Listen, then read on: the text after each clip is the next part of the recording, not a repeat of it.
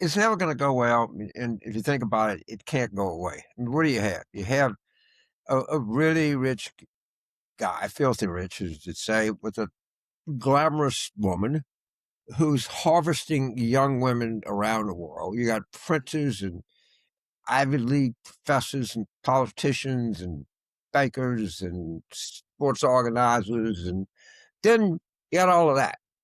And then you got a dead body. James, with your law degree, you're familiar with the counsel. If you have the facts on your side, pound the facts. If you have the law on your side, pound the law. If you don't have either, pound the table. Attorney General Pam Bondi at the House Judiciary Committee pounded the table because she didn't have the facts or the law on her side in the Epstein case. But with her sneering insults, with a burned book right by her side of talking points, she just didn't do it very well. I must say, 6 months ago, I did not think that the Epstein issue would still be with us, and certainly not with us through the 2026 campaign. I was wrong. There are three reasons it's not going away. Number one, the dissembling by the White House and its subsidiary, the Justice Department. There clearly is a cover up of some stuff. Why? Two, Ro Khanna, a liberal Democrat, and Tom Massey, a conservative Republican, are leading the fight for full disclosure. They have proven to be bulldogs, and they won't give up.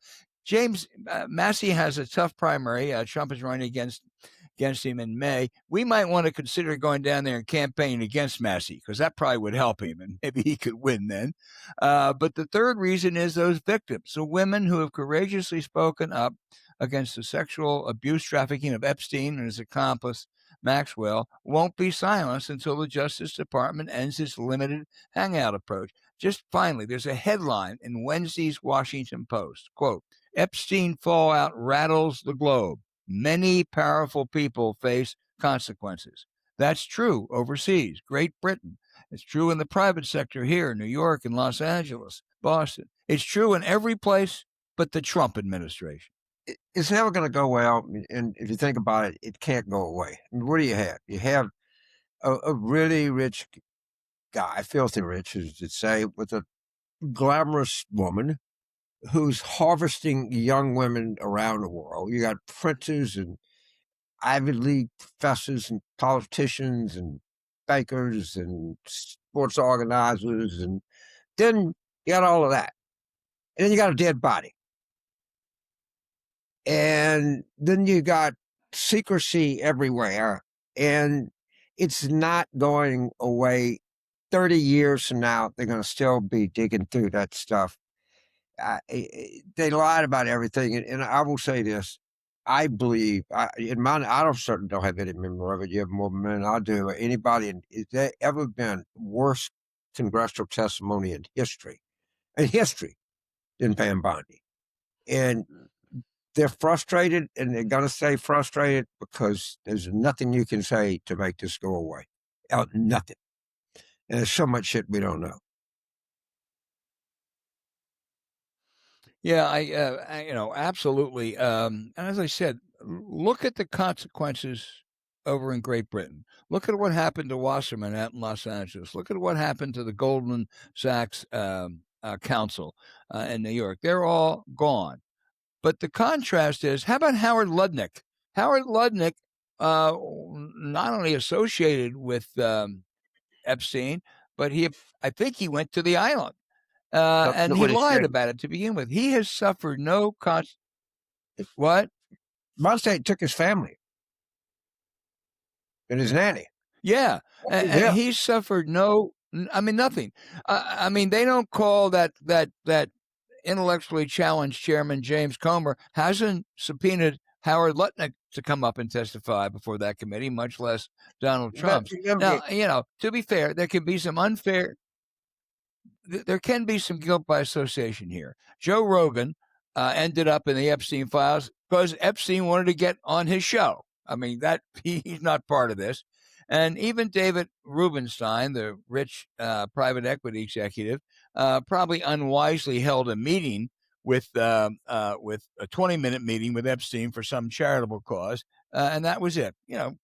sure he regrets holding the meeting, but he's not part of the Epstein files as we know him. But Howard Lutnick and others are, and no one has held them accountable yet. And of course, this Justice Department will never do that because they are more culprits than they are investigators. Remember, November. In a year, we're going to know everything because Howard Lutnick is going to have his sorry ass dragged for many hours of testimony before a congressional committee. It's all going to change. Right. And the bullshit, one of the reasons is, vote Democratic. You'll get a chance to see the Epstein files. By the way, the public gets this completely. We're not trying to explain something they don't understand. They completely understand it. Doesn't need a lot of explanation. They think it's a really serious thing. There's so much trouble with it. It can't go away. It can't. No, In more I agree, and I do think the range that Kana and Massey represent, I think is really typifies the reactions to this. And as I said earlier, they have done a hell of a job. They won't let go of this. And Pam Bondi can insult as many people as she wants to. She can stiff those survivors as much as she wants to. But, I can't think of a worse congressional testimony. So right now, I'll stand by your verdict. I can't think. I mean, I used to choose a lightweight to more like a bantamweight, featherweight. I don't know. That was really bad. And I mean, the whole thing. And I mean, this, sometimes you wonder, and I wonder this all the time, maybe it's just because where I grew up or, where you grew up. They're not kind of embarrassed for their kids, or siblings, or family, or mothers, or something. I mean, if you make this big of a fool of yourself, I mean, like all world fool, do y'all get, does it bother you?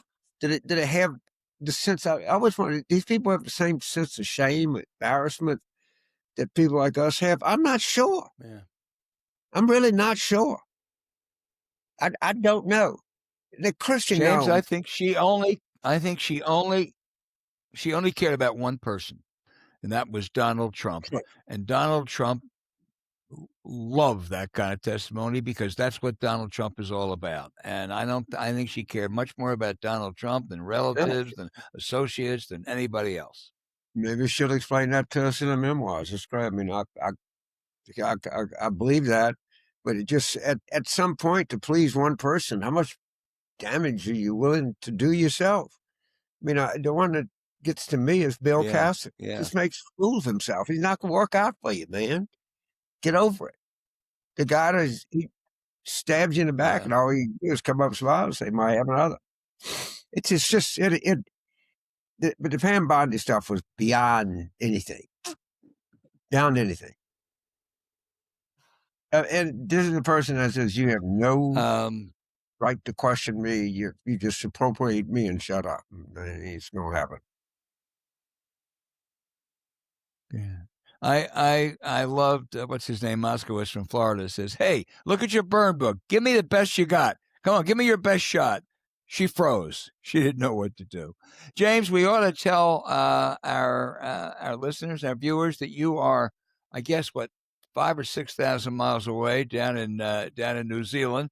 What else is on your mind from that vantage point? Any other issue we ought to talk about? A lot of the same stuff is on momentum. Clearly, the technology is as good as it is in New York. I guess what was really on my mind, continues to be on my mind, is the coming elections. And, we could do some damage to ourselves. We could do some damage to ourselves in Texas. We could do some damage to ourselves in Michigan. I feel like we could do some damage to ourselves in Maine, although I'm not completely sure that's going to break out. I mean, when you got a freight train that's moving at this speed and careening toward a big election like this, the idea is don't get in the way of the train. But, we'll have to go through some of this. One thing we ought to do before we go is we got to have just a brief moment about Jesse Louis Jackson. He was a really formidable figure in American politics. He sometimes would drive people crazy, but he really did play a big role that '84 and '88 campaign. Both the Mondale and the Dukakis people would tear their hair out sometimes at his antics. But I think he helped pave the way for Obama 20 years later. And he actually, you had a run in with him in the '92 campaign, but I think Jesse at the end campaigned for you. Yes, he did. He campaigned vigorously for us. I think in '84 and '88, I think Jesse came to realize that the power he had was actually destructive to the cause that he was trying to pursue. So, yeah, I think he was correctly figured, and that's why we need more people like that. Like, look, I want to try to win this thing, and let me get on board to what I can do to help win at any point. And he did, and he and President Clinton were good friends. And I know that Jesse would have said I did a lot better sticking around, being part of this. But he had in '84, he had yeah.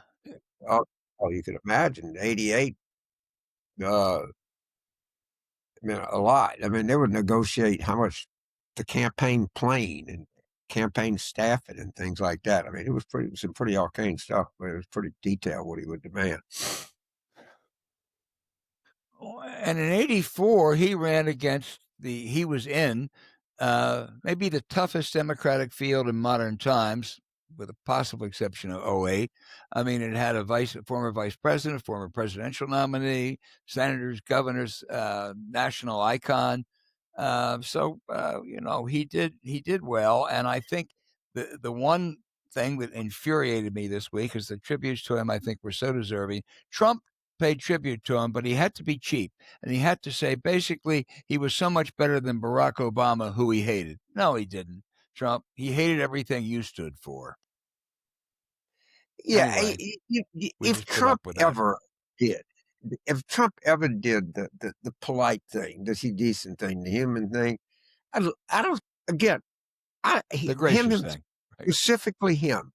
He lacks something that humans have.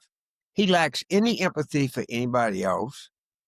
He lacks any understanding or curiosity about the world around him. I mean, how much can one person spend with one's head? Because that's all he does. Most people will Yeah. try to fake it, but he doesn't even do that. Hey, another story this week, James. The Texas Senate candidate, James Tallarico, probably got a big boost when he was supposed to be in the David Letterman show, and the CBS lawyers really nixed it because they were afraid of Brendan Carr, the FCC chair, who says he might impose equal time restrictions on him. That was just utter nonsense. I don't know who was going to get the equal time, whether it was Jasmine Crockett, his left-wing opponent, or the Republicans. But what Letterman very wisely did, he went, what Colbert very wisely did, he went public with it, and he then put it on YouTube, and I think he got 2 million followers. Tallarico, I think, couldn't have done better. But let me just a word quickly about Brendan Carr and his threats. Trump was not elected FCC chairman. That's supposed to be an independent post. This man is a partisan hack. He has complained about equal time on Colbert, on Jimmy Fallon. He's never once mentioned Fox News. He's never much mentioned the Gutfeld show, which has its guests are overwhelmingly conservative Republicans. That's their right. I don't think he should mention it. He ought to stay to the business of regulating at the FCC, not get involved in partisan. But he is really, really a hack, James. Well, evidently he was put there to be a hack. I mean, it was kind of truth in packaging. Yeah. Everybody knew what his job was to do. And of course, the thing with CBS, when things don't work for you, things just don't work for you. And they're having a hard time getting established over there, I think. And they've had a lot of resignations and a lot of people quitting. A lot of people leaking. I guess that comes with territory. Got an organization that old and that entrenched, and you come in and you say we're going to change everything you do, and then people resist that change. Pretty clear. Yeah, no one today would call it the Tiffany Network. That's for sure. But big boost for James Tallarico.